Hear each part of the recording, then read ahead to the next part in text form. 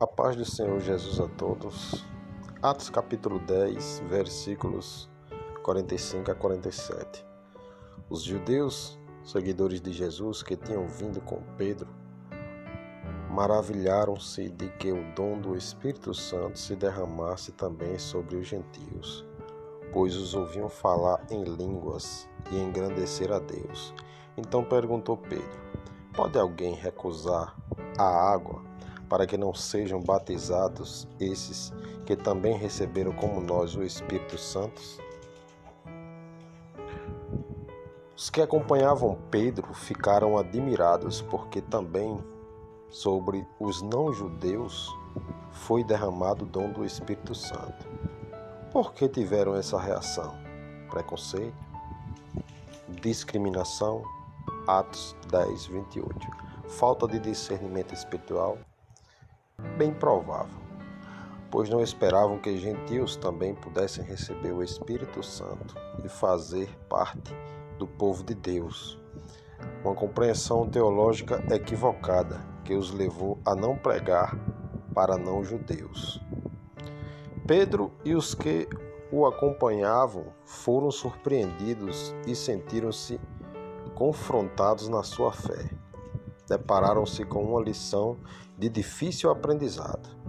A universalidade da graça da salvação e do cristianismo, a inclusão plena de não-judeus na comunidade cristã sem a necessidade de observar as formalidades religiosas do judaísmo.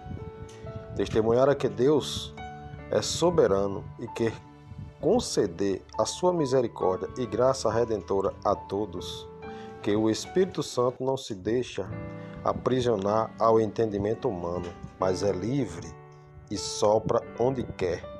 João, capítulo 3, verso 8. Pedro e seus companheiros constataram que Deus havia derramado o Espírito Santo. O sinal e a evidência disso foi que todos começaram a falar em línguas, exaltando e glorificando a Deus e a salvação recebida da graça. Ou seja, vivenciaram a mesma experiência divina que os discípulos tiveram em Jerusalém no dia de Pentecostes. Atos, capítulo 2, versículos 1 a 11, capítulo 15, versículos 8 e 9. Partilharam do mesmo e único Espírito, através do qual todos são batizados e passam a fazer parte do corpo de Cristo. 1 Coríntios 12, 13. E isso suscitou perguntas em Pedro. Como os gentios receberam o Espírito Santo, sinal da aprovação divina, sem seguir os ritos judaicos, Pedro perguntou a seus companheiros sobre como deveriam agir em relação a eles. Poderiam recusar e impedir que fossem batizados nas águas? A resposta foi não. Filipe já havia se confrontado com essa questão com o eunuco e concluiu que não se pode negar o batismo a não-judeus quando esses escolhem a palavra e creem de todo o coração que Jesus Cristo é o Filho de Deus. Atos, capítulo 8, verso 37, capítulo 2, verso 41. Pedro reafirmou essa forma e pensamento teológico. Concluiu que o amor e a graça de Deus são para todos, que a missão de Deus de salvar o ser humano não tem fronteiras e limites. Qualquer pessoa pode ser batizado em Cristo e fazer parte do povo de Deus, independente de raça, nacionalidade, cor, sexo ou condição social. 1 Coríntios capítulo 12, verso 13.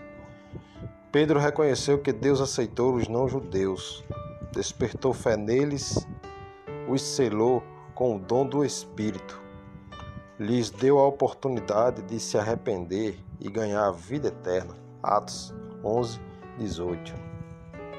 Isso era suficiente, o bastante, para poderem ser batizados. Negar o batismo seria o mesmo que resistir a Deus e agir contra Ele.